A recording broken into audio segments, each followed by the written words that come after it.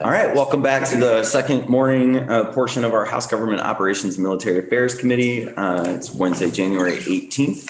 And we're switching gears to talk a little bit about some of the areas that are administration recommendations in the budget adjustment that's being discussed across the hall in appropriations. So I'm going to welcome Doug Farnham, who's the Deputy Secretary of the Agency of Administration, to talk a little bit about a proposal that they have, and we'll hear a little testimony on that. So thank you very much, Doug, for joining us today. Thank you for having me, Mr. Chair. So for the record, Douglas Farnham, Deputy Secretary for the Agency of Administration. For a little bit of context, over the last 2 years, the Vermont legislature has appropriated $1.05 billion worth of ARPA, American Rescue Plan Act, state fiscal recovery funds. In the session, after the 2021 session, the administration stood up about 58 new programs or supplements with federal funds to existing state programs. And then we're still in the process of finalizing the last design for another 40 to 50 ARPA programs, landing somewhere in the realm of 80 to 90 ARPA funded programs with that $1 billion. Many of those programs are in the infrastructure category, water, sewer, housing, broadband. And one of the things that we have to work under, of course, we have to work under the state legislature's statute, the programs created there, but we also have to work under the ARPA final rule published by Treasury. And in the final rule, they encourage states to define underserved communities. And their definition of an underserved community, so that's one reason we use that term. I want to make it clear that's not a term created in Vermont. That's a federal term that we are using because we are dealing with the federal funds distributed by Treasury. Geographic communities that have been systematically denied a full opportunity to participate in aspects of social, economic, social, and civic life. So they have a very high level definition, and then they leave it up to the states to decide how that definition should be applied. In the creation of the programs, the nearly 100 programs with that $1 billion, there was no lens placed in statutory language on prioritizing communities in any particular way. There was one program, the Municipal Resilience Program at BGS, that has a prioritization mechanism built into it that is very similar to this, but that's one out of 90. So the administration working with, has been since the beginning of the pandemic, working with a contractor called Guidehouse for advice on how to navigate the federal rules and how to make sure our programs have a reasonable level of audit risk and are designed efficiently. They work with a number of other states and jurisdictions on implementing these programs quickly, and they've helped us standardize how we launch these programs. So that's all background to say. In the BAA, the administration proposed $3 million of general fund to provide assistance, technical assistance, to communities that score above 75%, at 75% or higher on the underserved community index. And that technical assistance takes the shape of anything from a community needs assessment all the way up to the actual project management to carry a project through, because many communities don't have the staff, don't have the resources to actually see a project through. They know they want to do it, but they don't necessarily have the person, and it wouldn't necessarily make sense for them to hire someone full-time to do one project and then they don't have any other projects they want to do for the next 10 years. This is kind of a watershed moment where the legislature, I think very wisely, worked with the governor and distributed, the governor's priorities were here. There was a lot of overlap, but not perfect overlap, and we found a compromise. And I think Vermont is probably in the lead as far as a strategic and thoughtful way of deploying the ARPA funds that we received from the federal government. So this technical assistance would be provided to help those towns access those funds, to help them scope projects. The main impetus for developing this proposal is that up through June 30th of last year, we did our first annual performance report on our ARPA programs. And we published that in late July, and we published a more condensed version in September. But what we found when looking at where the projects were happening and how much money was being spent, we found that there was a very dense distribution of funds and projects. In our first cut, 50 projects were happening in Chittenden County. Out of, they had more than like a third of the projects that were happening in the entire state were happening in Chittenden County, which kind of matches anecdotal experience that communities with more capacity are faster in engaging with state and federal programs. They're more successful in writing grants, in following through on their grants. They're lower risk projects for the state agencies to engage with, right? Because you look at the project, you're like, wow, they've got a project manager, they've got all these things, great. We're not going to be wasting our money. So I think the proposal is to help provide more resources, and we do that through the Underserved Community Index, was kind of a different lens. And again, that's based on the federal definition. So I'll pause there and see if there's any questions, Mr. Chair. The one question I have is, I think you did a good job of sort of table setting of sort of what the challenge is and what we've done as the legislature and the administration with ARPA dollars. If you could do some foundation setting about the specifics of the proposal that you're making, that I think that'll probably be the next step if you weren't already going there. But does anybody have any questions about the sort of overarching thinking? And I do want to direct everybody to the 3 documents under Doug's name on our committee website if you haven't already taken a look at those. Everybody's able to get those. I've seen we've all got our devices. Great. Perfect. All right, Doug, take it away. All right. So more specifically about the proposal. So there's kind of 2 main elements at play. Is how would these funds be deployed? And I want to say there that the way this appropriation is proposed for the Agency of Administration, and one reason it's proposed for the Agency of Administration is that it is a short-term measure. The Agency of Administration is central and quite small and should not be engaged in any long-term policy work in the state. So that's one reason it's placed in AOA. The other reason is because we have been overseeing the administration of these federal funds, and we do have limited service staff right now that help us with the management of those funds. So there's a synergy in the short term placing it at AOA. But for any medium and long-term solution, this is not intended to bridge into a long-term structure. This is intended primarily as a fund for the provision of additional technical support to a specific audience of towns. Calling it a program is actually probably a little bit overboard.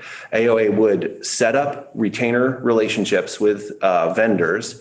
We do think that the primary relationship most valuable is probably going to be with the regional planning commissions. In many places, they may be the only ones who are capable of responding to the RPC or to the RFP. We're currently drafting the RFP just in case the BAA is successful. We would want to publish it as soon as humanly possible with a goal of having contracts and retainer arrangements in place within 60 days of BAA passage. Again, it's in the BAA because it's time sensitive. So we're going to move as quickly as possible to set these relationships up. The idea would be to have a list that towns can go to. And we would also do direct outreach to the towns to make sure they're aware of the opportunity. For if you're in this county and you're on the list of eligible municipalities, you can go directly to this retainer and you can access these services. You can go for a community needs assessment where they go in, they look at your community, they look at what you want to do at the town level. So they're serving the town. They're not working through the Agency of Administration. We wouldn't be directly involved in the communications between the vendor and the town. And then the next level would be an opportunity assessment where that vendor looks at what state and federal grants are out there, what's coming down the pipe, what can they plan for and what they might be able to participate in. That's a very complicated exercise that most communities cannot take on their own. So I think that takes a high level of expertise, which of course can be found in the regional planning commissions. But I would say There was funding distributed in the first round of ARPA funding to the regional planning commissions, but it was general funding. And it was more to cover just the increased burden of inquiries that were going to come along with all of the new programs we were launching. So it was generalized and didn't allow for any kind of more focused, higher touch support to a smaller community that might have more needs. So I think I've gotten the question before of redundancy of why isn't this, creating a duplicate layer? And that's the main thing, is that, yes, the legislature addressed the general pressure on regional planning commissions with additional ARPA funds, but there was no specific allocation of resources for a more high-touch support model, which is almost draws a similarity from some human services programs that the state runs, where we know certain audiences are going to require more support to be successful. So we allocate a little bit more resource to help those particular audiences instead of kind of a one-size-fits-all approach, which I'm not suggesting the RPCs take a one-size-fits-all approach, but the way their funding is distributed doesn't necessarily parse in this manner. So the next step would be for them to get help with grant writing. Obviously, there are grant writing capabilities out there right now. This would augment that. I think there's always a problem of, we're in Vermont, we know the labor market is tight. Will we actually be able to find the humans to do all of these roles? But until we put the money towards it, we don't have a chance of finding the humans, right? So we would place a very high priority. And that's another reason an RFP from the Agency of Administration of the state of Vermont might gather more responses from vendors or companies that might not respond to an RPC or a town level RFP, but might respond to a state of Vermont RFP. Then the other forms of technical assistance would be managing project and implementing the projects. I think that's one area where smaller towns don't necessarily have that resource. So the $3 million is intended to help generate more projects, more applications for our programs. And in some cases that would commit to helping a particular town for 2, 3, 4 years for the length of the project. So I'd anticipate that the first year we would see the money being obligated, and then the support in some cases, depending on what the town needs. Some towns might be like, do a needs assessment, do an opportunity assessment, and then we can take it from there. Like, they'll have different requirements. And also, so that's the primary vehicle for deploying the funds. And the other would be, if a town on the list is able to find a resource, if they're lucky enough to find someone and they're big enough that it's, in their judgment, makes sense to bring on a staff person, then we would be able to fund that staff person at full or part. I think that could be, that would be situational, right? So the idea here is that the towns decide who the staff person or the vendor consultant is that provides this technical assistance, applies to the state to receive the grant money, and the state uses criteria that you've developed in order to approve those grants, and they could be multi-year. Yes. Okay. Yes, Mr. Chair. And I know we're going to hear from the planners and developers, but if the legislature were to approve this proposal, could the regional planning commissions be that partner with the towns and still receive grants? Are they excluded from your proposal as the providers of the technical assistance? They would absolutely not be excluded, Mr. Chair. The town would only need to apply for the grant if they want to receive the funds directly. If they want to work through the retainer, then the retainers would have the list of eligible municipalities and would have authorization to just work with those towns upon request. And then, of course, we would have them invoice AOA monthly, and we would track the rate at which the funds were going out. Initially, we would probably place a $100,000 cap per municipality just to get a temperature for how quickly the money is going and how broadly it's being distributed, to make sure it doesn't all go into any one municipality. But we didn't put that in the structure of the BAA because we do want flexibility to manage those funds and get them out for those activities, and try to give everyone as equal of an opportunity as possible if they're on that list. But yes, we would definitely want to work with the RPCs in the most efficient manner possible. In many places, the towns are going to want to work with their RPC. They're already working with them on other things, and maybe this just helps the RPC provide them with more support. In other places, the town may choose not to work with their RPC. I think that's their choice, and we would rather enable that choice, but we would not drive anyone in either direction, except if our retainer list only has an RPC on it for a certain county, then unless the town can present us with another viable option that they want to pursue, their default would be to work with the RPC. Okay. Other questions on that or specifics of the agency's proposal? I did want to ask, I imagine this was discussed across the hall. I know it's traditionally not our practice to do new policies or programs through budget adjustment. So did you just want to maybe talk a little bit about the urgency of why the administration's bringing this proposal during the BAA rather than the next budget? Absolutely.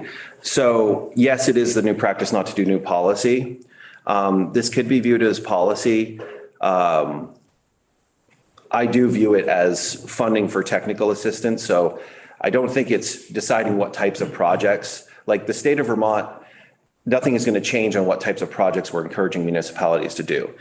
What we're seeing in the data is that we do not have the applications from smaller communities to, even if we wanted to approve more smaller community applications than larger communities, even if the administration wanted to try to make that decision, we don't even have the option right now because we're not receiving the applications from those communities because they don't necessarily have all the resources to generate them.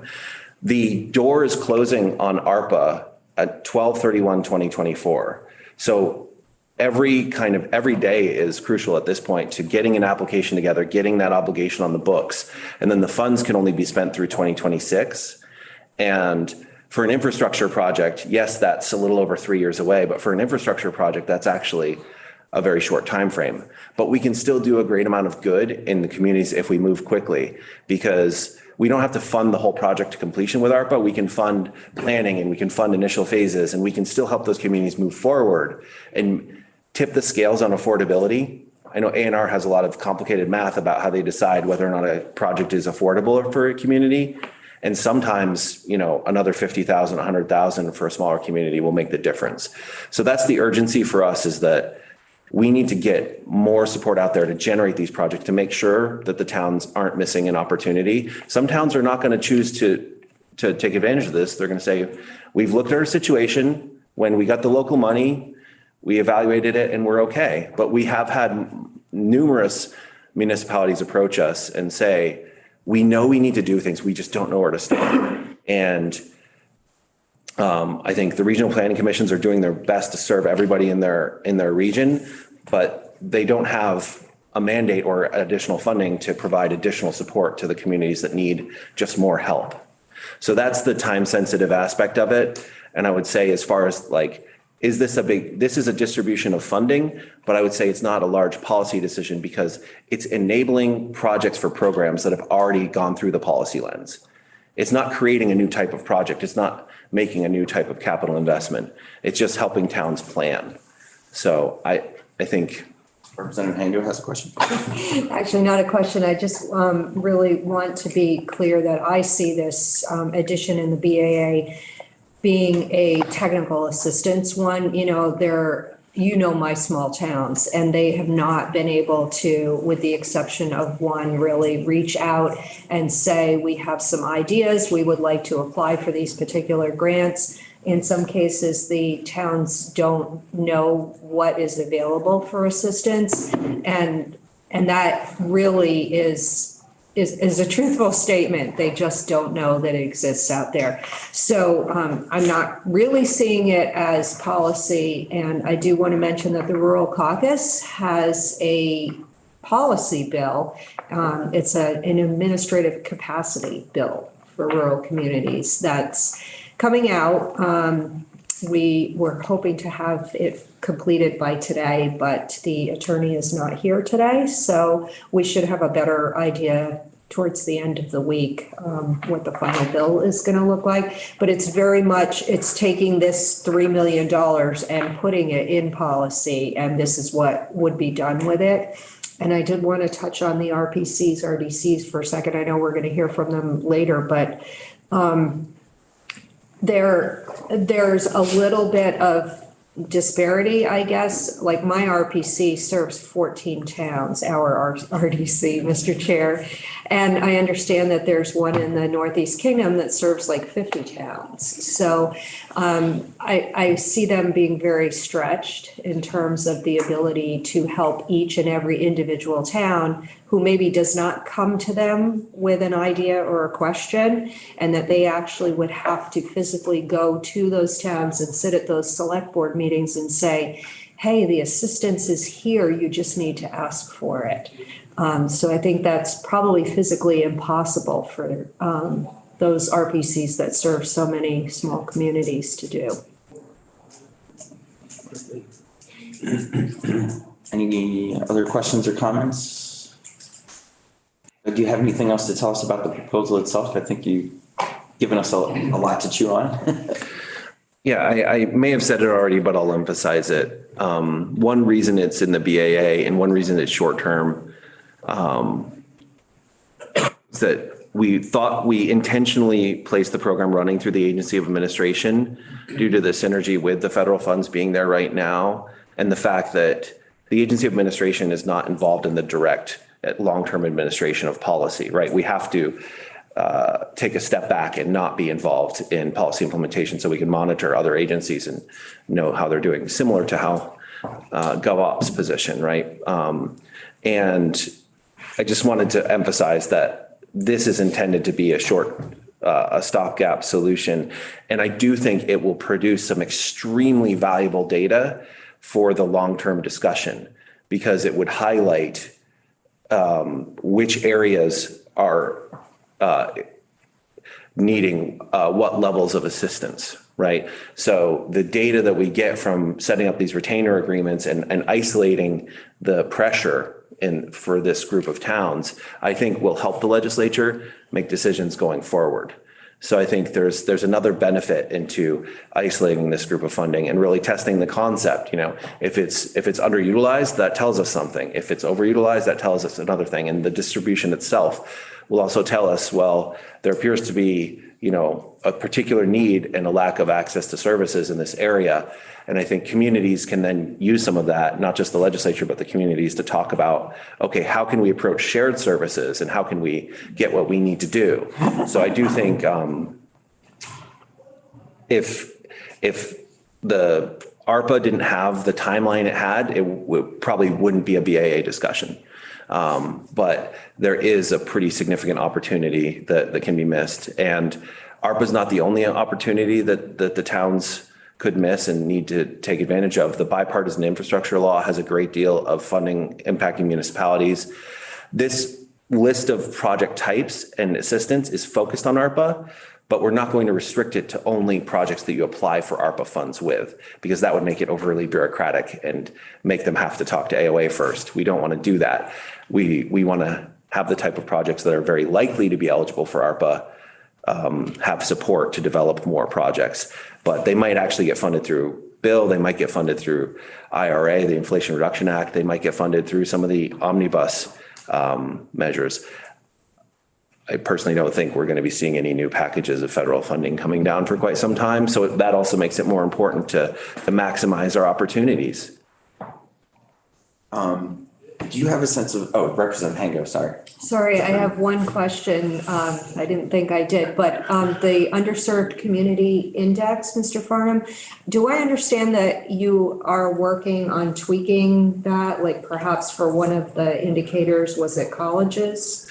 Yes. So, Mr. Chair, if it's okay, I could talk about the structure of the index itself at this point.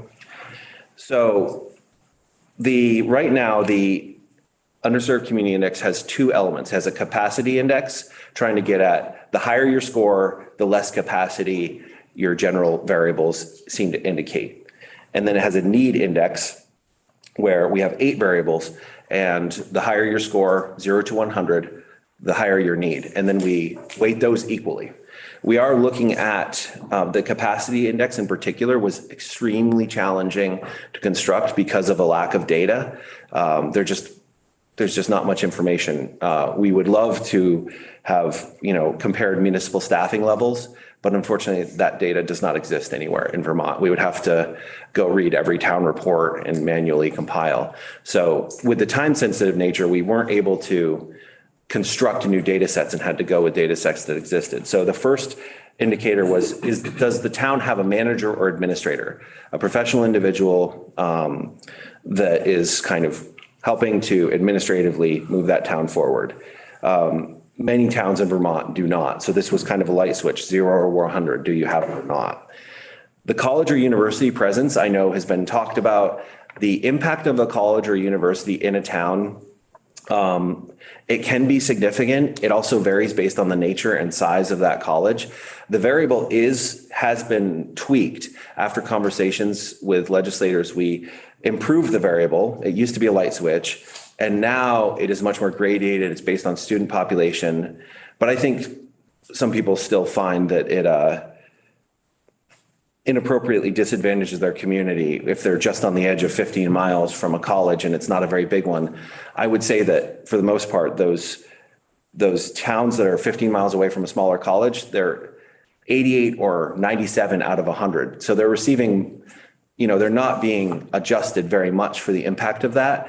But if you were 10 miles from Middlebury College, Middlebury College is an amazing institution, so it has a lot of benefits of being near it. UVM is also a wonderful institution. I graduated from there. It has an economic impact radius around it. So it's common to include that in indices, but the administration is open to tweaking or improving the index to make sure that it fits the needs of the legislature. We're not going to dig our feet in about a particular measure, as long as we don't overall, ruin the purpose of the index, which is to identify those communities that, based on the data we have available, appear to not have the capacity to engage in the system and apply for grants. Population density, this is tiered 150 and 0, from 0 to 2,500 and then 2,500 to 10,000. I've been considering making that more graduated so that you get a precise credit for the size of your town. So in towns between 0 and 2,500 wouldn't get exactly the same score. A town of 800 would get a different score than a town of 2,000. So again, that can be improved. Oh, and on the college or university, it was raised this morning in Senate Economic Development that we might perhaps look at university, college, or hospital because of the impact having a hospital has in a region. And then population change from 2000 to 2020. How is the population? Is it growing? Is it decreasing? Many towns in Vermont, the populations have been decreasing. In some areas, the populations are growing. And that is an indicator of additional resources in the community. When two communities with the same number of people aren't necessarily in the same position. If one has been shrinking and has now gotten down to a certain level and the other is growing, it's more likely that the town that is shrinking is struggling and not finding ways to meet its needs. So that's the capacity index. Again, we struggled to construct it because of the lack of data, and we're also we're not sure. We need a legislative sponsor to work with the Joint Fiscal Office. They work for the legislature, not us. So we're open to working with them to improve the index and open to their critique or opinions on how it can be constructed. Any index has its flaws. It's never going to perfectly capture the fact pattern on the ground. We're hoping for an index that gives us a reasonable enough litmus test that we can move forward. And again, that's due to the urgency. We don't have the time to evaluate every town on a case by case basis to say, okay, well, should we give you the resources or not? That would, we'd take a year and a half to get the money out if we did it that way.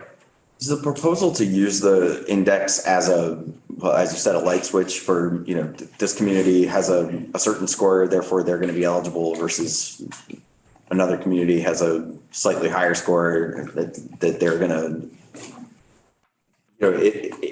is it going to be one factor in the decision making, or will the index be applied as you see it in this proposal for the prioritization of the funds? So for the BAA proposal, it is an eligibility tool.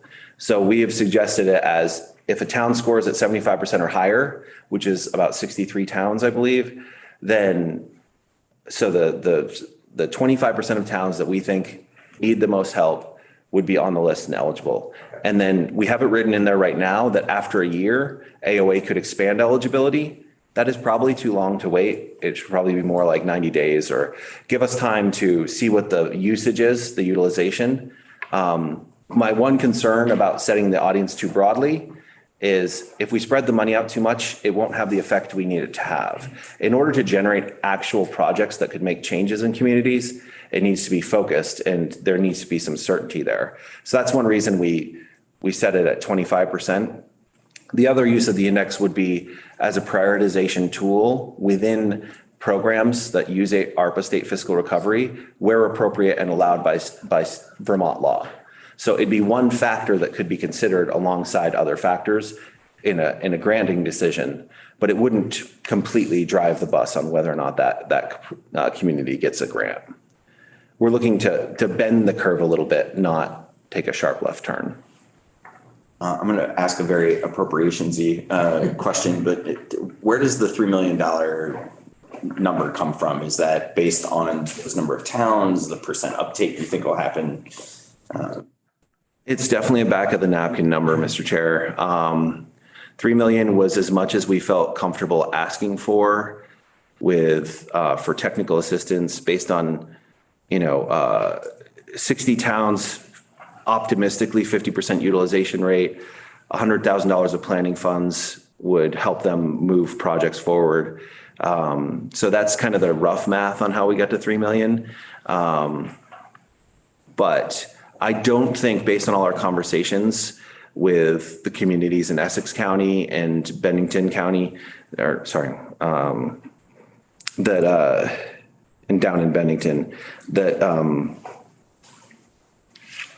that will be underutilized. I don't think there's a chance of the need not being there based on the number of towns that have approached us. But you wouldn't be surprised at about 30 grants with about $100,000 of an ask being a typical sort of, that would be an expected use of the funds if the proposal is approved. I think in some cases, we may do a needs assessment, which probably wouldn't cost very much for them to just get an evaluation of what they need to do and what opportunities are out there. And the community may say, actually, there's no programs running right now that do what we want to do. So we're going to be able to start working on a project, but we're not going to move forward with an opportunity. But if we find another town that needs a project manager for 4 years, they may need, more than $100,000 of support. I just want that I was setting that 100,000 as kind of a check-in figure. And I do think, that's generally what I expect is somewhere in the realm of 30 and 100,000 average on towns. Any other questions for Mr. Farnham about the proposal itself? Thank you very much for coming before us. And Chair, could I have time for one more thing? Yeah. Sorry. So the need portion of the index, I do think is much more based on broadly available data and is much more granular. The first factor is the race and ethnicity percentage of a community. BIPOC population in Vermont ranges from like 1% up to I think like 28 or 29% in Winooski. So there is a pretty broad spectrum there, and most of that population are newer Vermonters, and so they'll have fewer support structures. So it's one factor among 8.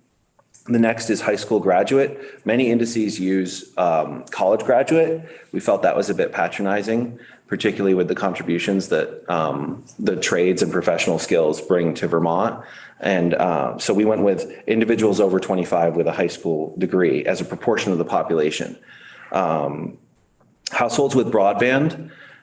We know that this is not perfect. There are many different qualities of broadband. But the general access to broadband that a community has is a fairly strong indicator of economic viability in the current economy. If nobody in your town is, and there are some towns where they don't actually have broadband yet, it's very difficult to participate in a multi-state economy under those conditions. If you have poor internet, yes, that's a disadvantage, and I wish that we could, accurately reflect that, but the data is very complex there and also contradictory on speeds. So we needed to be able to explain this. That's why we went with the percentage of households with broadband, but we acknowledge it's not perfect. Grand list value change over time, that's really trying to measure in the long term how a community has been either growing or losing value.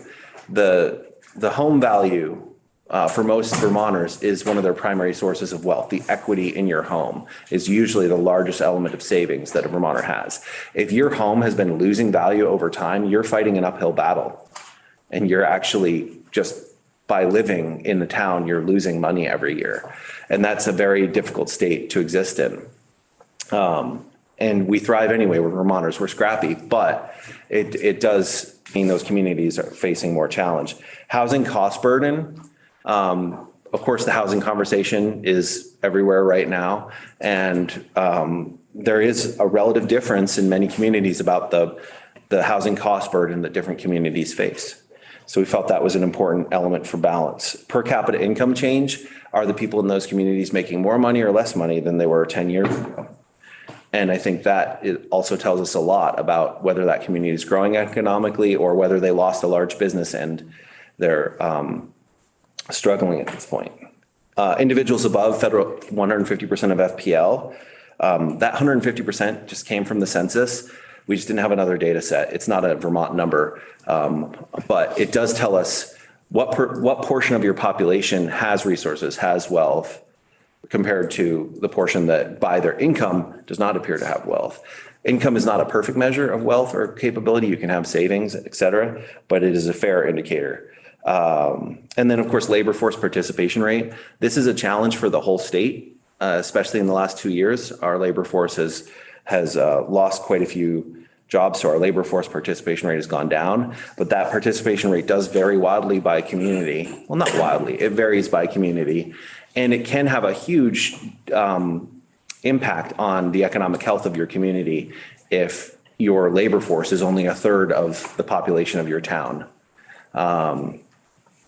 There are some side benefits, like retirees are more likely to volunteer, but they don't quite balance out the overall economic health that the full-time positions tend to generate through even just going to eat lunch, at a nearby restaurant, generating that local economic activity. So the need index, again, we're open to conversations with legislators or with joint fiscal about how that's constructed. But I do feel that one is particularly balanced, has some good data sets, and tries to capture a holistic view of what living in Vermont is like. Again, it's not perfect, but no index is capable of being perfect. So thank you, Mr. Chair, for the extra time. I apologize. No, thank you. I think we're right on schedule, if not a few minutes ahead of where I wanted to be. So are there any other questions about the index or about the proposal for the technical assistance program? Going twice. Well, we'll reach out if we have any additional questions. So I should have done a little bit better job for the committee of setting the table as we made the transition, but we've been asked to give feedback on a few of the proposals that are in the Budget Adjustment Act as it was presented to the Appropriations Committee that fall into our policy jurisdiction. We need to make recommendations to them on these items in the next few days. So we'll be hearing on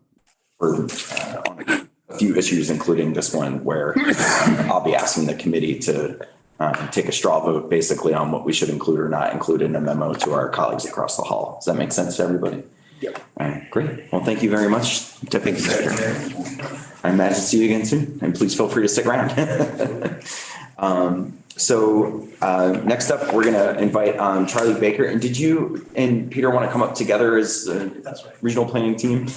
Great. So we've got Charlie Baker, who we have met previously, and Peter Gregory from the Two Rivers Ottaquechee Regional Commission to talk about this proposal a little bit further. So appreciate you bringing your planning and developer feedback to us once again. So I'll turn it over to you. Thanks for being here. Well, thank you very much. For the record, I'm Peter Gregory, Executive Director of the Two Rivers Ottaquechee Regional Commission. We serve 30 towns in northern Windsor and Orange County primarily, although we do have one Rutland County town and two Addison County towns. We appreciate being invited here today to talk a little bit about this concept. The regional planning commissions have partnered for many years with different entities to serve our communities, and that's really what we do, is serve our communities. Whether it's information dissemination or project management, we've done it all really since the late 1960s. And I think Charlie and Catherine Dimitrick did a nice overview of what we are and what we do.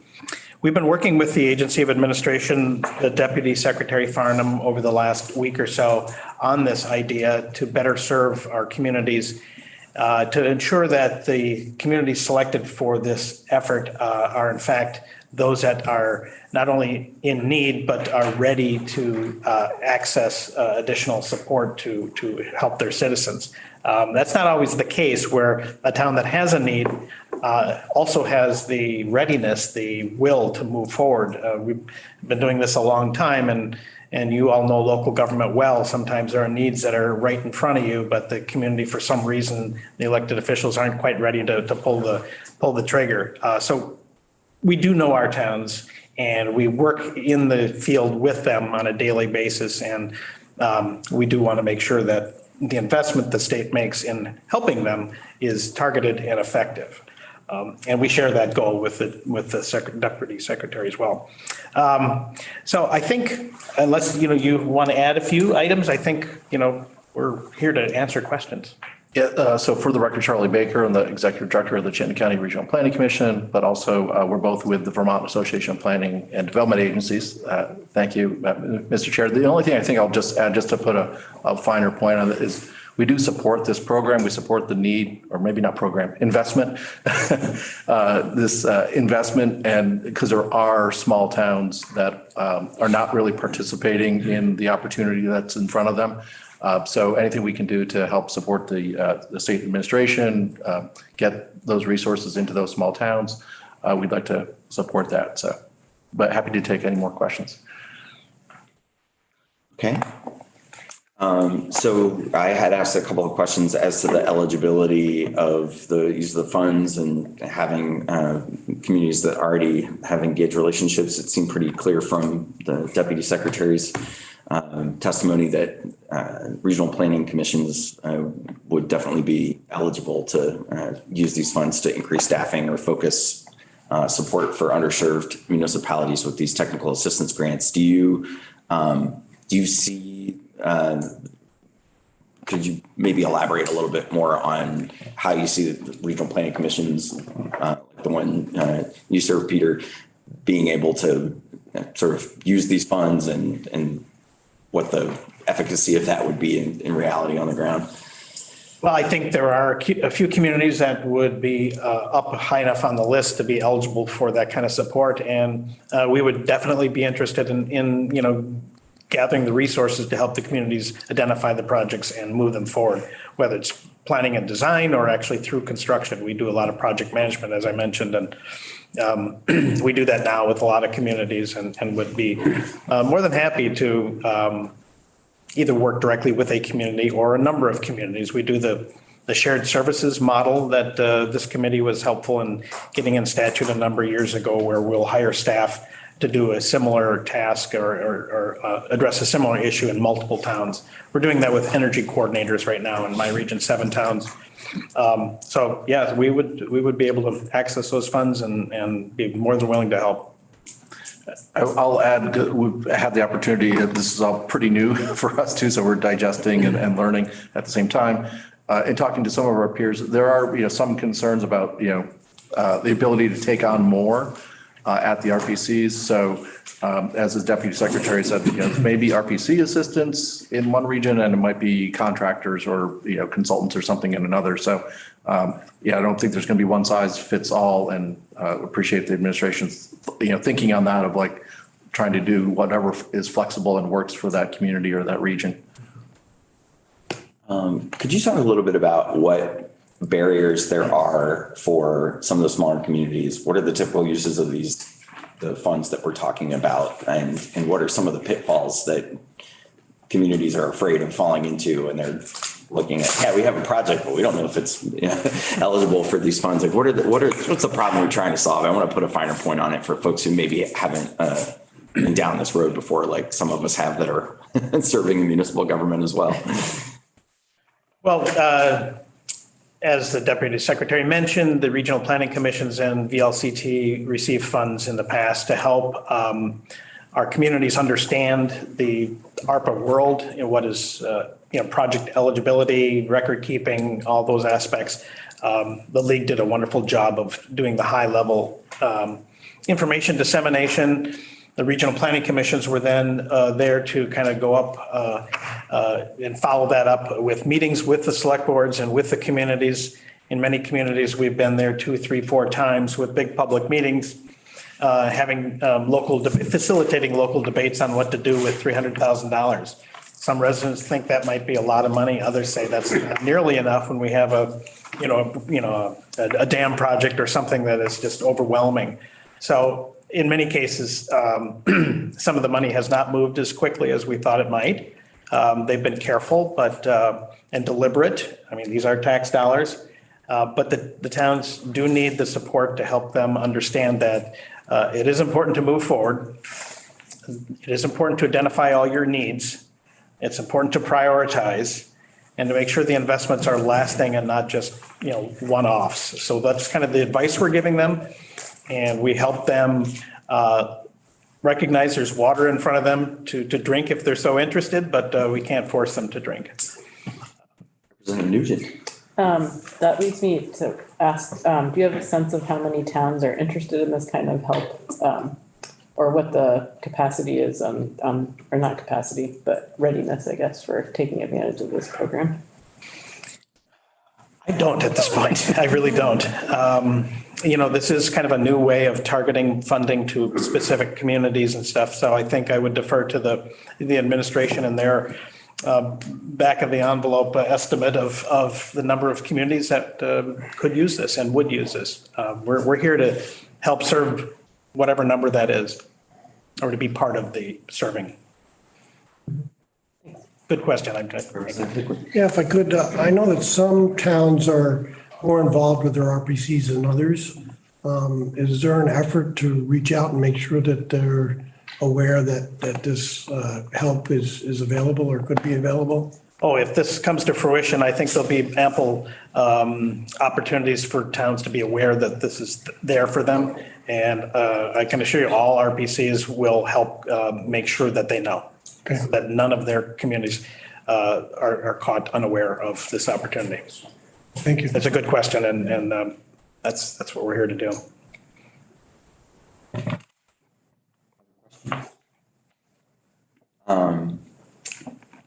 I was wondering if either or both of you have feedback on the index. We spent some time just getting a little taste of the different decisions that the administration was making, thinking about as they worked with partners to develop what appears to be, still some unanswered questions. But if there are ways that you're all thinking about how to use the index as a tool, if it's a valuable tool for this kind of eligibility.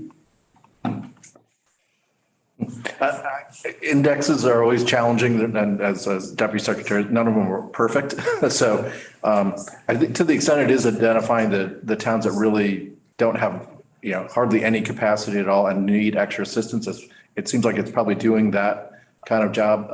I think the next step, and the Deputy Secretary kind of alluded to this when he said maybe only half the towns that are underserved will take advantage of this. It's also, do they have a project ready to go, or or at least an idea, ready to go.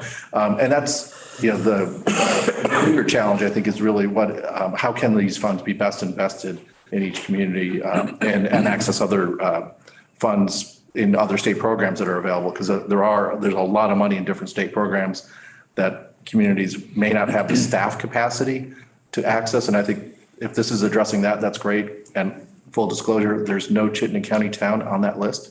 So. Saw that. I want to not get in the habit of beating up on our more populous. Sorry. You're fine, Representative Byron. I don't want to get in the habit of beating up on our more populous counties. I'm a split, like I got the population. We're having this conversation because there's an effort to make sure that we're serving Vermonters across the state and all of our communities. So ecumenical. This is we're here to serve all of Vermont. Yes, Representative Waters, Evans, go ahead. So you've spoken about how there's how some of these communities aren't sure what their projects might be, and the fact that they're being sort of approached or targeted in the first place is because they don't have kind of the operational support or town support to do so. So is there a commitment on the level of the RPCs or whoever's going to be helping with them to see these projects through like the very end, like to make sure that they're completed and the money is used? Absolutely, yeah. If an RPC is engaged in helping a town flesh out their priorities and select projects, they are going to be there through the end. The RPCs are grounded in Vermont. We've been here since the 60s. We're not going away. We wouldn't leave a town hanging halfway through. So yeah, from, RFP, procuring engineers to design to grant writing to fill the gaps to using the ARPA funds to closing it out and doing the requisitions, building the audit file, that's what we do. Question. If I may just follow up on the question that we had just a minute ago about the town's needs. There are probably towns that are below the threshold that would be targeted in this program that also have needs. And we're finding out about those all the time. The towns are very reluctant to hire staff for a 1 or 2 or 3 year period. They don't want to kind of lock themselves into having additional staff capacity that may not be needed after a few years. And they can't find people when they are hiring, and even not just part-time grant administrators for this federal funding splurge. It's just regular positions. You probably all know your communities are losing people. There's turnover. We're being asked, like Northwest RPC is doing a kind of circuit rider zoning administration program. We're being asked to do the same. It's the pressure in our communities is something I've not seen in 30 some years of working with our community. So it's unusual times, not just because of the federal opportunities, but just staffing and personnel. And it's an interesting time. Let's just put it that way. Are you seeing beyond the technical capacity, grant writing, grant administration issues that we've been talking about, that the local match for some grant programs is also a barrier or causes communities to say, you know what, even though it's a small percentage of the project we want to do, we're not going to ask our taxpayers to do a local match. Without a doubt, without a doubt. And that comes up, even in the small towns of Chittenden County, without naming any names, but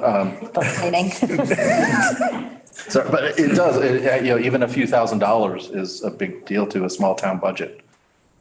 I mean, a lot of our budgets, as you probably see in your own communities, are going up 6, 8, 10, 12%. Even in a larger town with a little bit more taxing capacity, they're stretched in their thinking about matching different things. And, and then of course, inflation is just buying, so much less than it used to a very short time ago. So it's a lot swirling at the same time.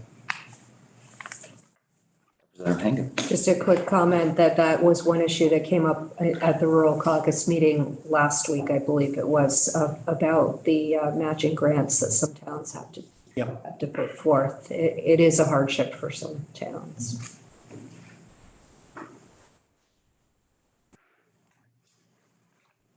Any other comments from our planners who are here today? Well, thank you very much, Charlie, and for Peter for joining us today. It's our Thank you. pleasure. Thank you. We're just going to take a minute here before we sign off for a little bit of committee discussion. So I just wanted to talk about BAA and next steps. We're going to, one of the other big things that we're going to hear about, there's a couple of proposals from the Agency of Digital Services, and we haven't even had our intro to our IT and digital services work yet. And Representative Chase couldn't be here this morning, but I've asked him to kind of be our liaison to appropriations during this budget adjustment and the budgeting, and to help us think through a little bit of how to pull our thoughts together and get the right people in the room to talk about digital services and IT proposals. So we'll be hearing about that. Would definitely love for you all to read the materials, think through this. We'll be having what my plan, absent any objection from other folks on the committee, would be for us to have a discussion probably on Friday, where we kind of go through and do a little straw poll about what to include or not include, what to support or not support in a memo from our committee that'll go across the hall. So I just wanted to have everybody thinking about that. There is a memo from appropriations that has all of the things that they asked us to review. Because we're government operations, many of those things are being covered by multiple committees. And so it's not my intention for us to take testimony on every single thing that we might. Some of them are, small changes in the ADEC contribution, for instance. I don't think we need to take, that's the pension contribution. I don't think we need to take testimony on that. But if there is anything that anyone on the committee feels strongly about, I want to offer that opportunity over the next couple of days. It's my intention to get a letter out either end of day Friday or beginning of next week at the latest over to appropriations, so they have time to digest our feedback before they do the final BAA. Representative Hanka. Is that letter from appropriations on our webpage? Because I can't find it anywhere. Great question. So it was sent over to us and I thought it was publicly available, but I'll make sure it gets distributed. That would be great. You can help me with that. Thank you. Great question. Thank you. Any other questions about sort of our path forward? This afternoon, we're going to continue more of our public safety work with Commissioner Morrison and her team, and also hear an introduction from the Vermont Criminal Justice Council. So again, just learning a little bit more about our jurisdiction in preparation for some of the conversations that I'm sure we're going to be having about many of the changes that have been made over the last few years with law enforcement training, transparency and accountability, and also some of the labor issues that we're hearing in terms of just filling positions that we already heard about this morning with Vermont State Police, a little preview of what I'm sure we'll hear this afternoon. But we have a lot of learning going on. If anybody's feeling like they want to hear more about a particular issue or anything that we have heard and want to have anybody back in or schedule some small group discussions with folks from the administration, please feel free to let me know what you're feeling like we should hear more of or be focused on. But we're going to be kind of moving full steam ahead with a number of bills. I think starting next week, we're going to start to hear some proposals. I know that there are a number of elections related housekeeping and a couple of policy proposals that we're going to be hearing from the Secretary of State. So we will probably have a pretty packed agenda through crossover. So I'm trying to use our time well, but I also don't want to overwhelm anybody. So please give me feedback about this is just I don't know anything about this and I have questions if you're feeling like you're lost on anything we're discussing, or if there's stuff you kind of feel like we should get in here and dispense with quickly. So I want to make sure we're using our time wisely, and being a new chair, I'm open to feedback. So please don't be shy. Or Jay, you can just, you can also just feel free to do it. Representative Hooper did and just gas me up. That's fine. I'll take that too. Well, thank you all for being such a great committee in our first couple of weeks here. We've been doing this for 2 weeks. Can you believe it? It's been 5 months. We already beat everybody to the punch. First bill over to the Senate. Well, with that, we'll go off live and